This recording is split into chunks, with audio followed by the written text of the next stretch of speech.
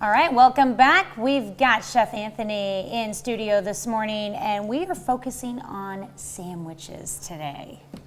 So I have here a nice little assortment of different things that we can put into sandwiches, and I have 3 of my favorite meats. I have salami and turkey and ham, Swiss cheese, because we're going to make my favorite sandwich later. Okay.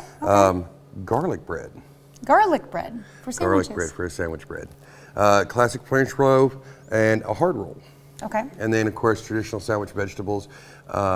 They come out. I like to do things like this, especially for the Super Bowl.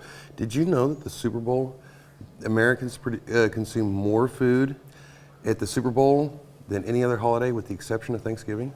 Oh wow! So, you know that doesn't surprise me, because like the Super Bowl, like you don't just lay out your food at halftime. You start it before the game, and then you put out more at halftime, and then you continue to eat throughout the end of the game. Exactly. And in the playoffs and stuff too, like you've got multiple games to feed for. Exactly, and this is a great way to do it. I mean, you can make a sandwich bar for any type of a party for a lot less money than most people actually think. Mm-hmm. So, but sandwiches are so encompassing, and one of the big debates in my class is what qualifies as a sandwich. Okay. So, does it have to have bread? Yes, it has to have a bread of some sort. It has to have a spread of some sort, and it has to have a filling. Now, are these like Chef Anthony rules, or? No, this is the rule of the sandwich. Ooh, a sandwich is a the sandwich. Has is a its own sandwich. rules. So a sandwich actually is a bread, okay. And then it has a spread, and then it has a filling. And so if you have a dry sandwich with no spread of sort, then it's not a real sandwich. it's a sandwich because the definition of the spread could be anything. Like zero spread. Well, I consider my vegetables as my spread. Okay. Or the cheese, if I toast it, then my cheese becomes part of my spread. Yeah. And then my fillings are everything else that goes on top of it. Okay. So it turns into a huge debate because a lot of things that people don't even think about: tacos, pizza, all sandwiches. Even if they don't have to have top or bottom. They'll have to have a top and bottom open face sandwich. I don't use bread in my tacos. Yes, you do. Corn is a superfood, or whole grains are a superfood. Corn, when you grind it, becomes corn flour, which in turn, mixed with water, creates tortillas. Tacos are healthy for you now. Yeah, that's pushing You hear it from me. That's pushing it. That's pushing it. But we Okay. have some examples of sandwiches here. Like this one right here is a classic. I believe this one's the Reuben or pastrami sandwich. I think that's the pastrami. Isn't that beautiful? Look at how beautifully toasted that bread is. Why is Reuben normally, even though that's not that, is normally paired with rye bread? Like, why are those two put together? It's the texture.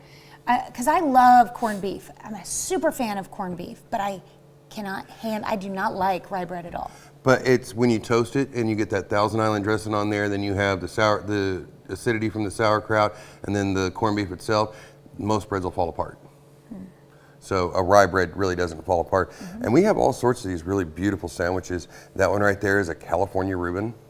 That's made with turkey and pickles, but still treated as if it's a Reuben. Okay. And that one right there, there's our classic Reuben. The other one was corned beef. Look at how beautiful that sandwich is. And the way they stack it up like that, oh, tasty as can be.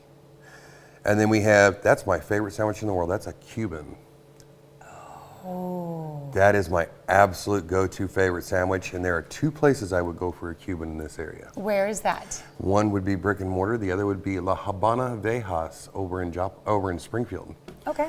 And I will crawl there on my belly for one of their Cuban sandwiches. That's a long crawl. It is. And then right there, everybody's favorite, the Dagwood sandwich. You can't beat that one. Do you remember those comics? The Blondie comics? Yeah. I love that sandwich. I tried to make one when I was a kid.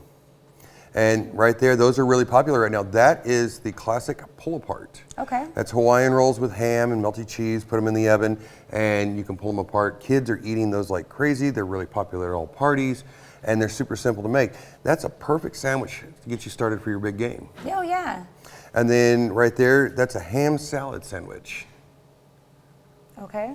fresh vegetables mixed with ham. From a distance, it looks like Rice Krispie treats. Not like, you know, like the. It does. It's yeah. nice and colorful, and it has crunch and Captain Crunch, texture. that's what it looks like. It has crunch and texture and everything inside of it. So you get an assortment of different things inside of your sandwich. So even things like that, and you can tell in it that they put it on a press.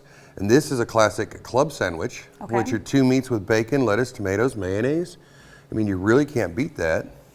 And then here we have the appropriate way to actually build your sandwich. Ooh.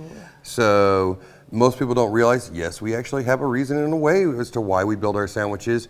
And most people will build it from the bottom or build it from the top, but it's the same way every single time that you do it. So your cheese, meat, and all your proteins will all go together.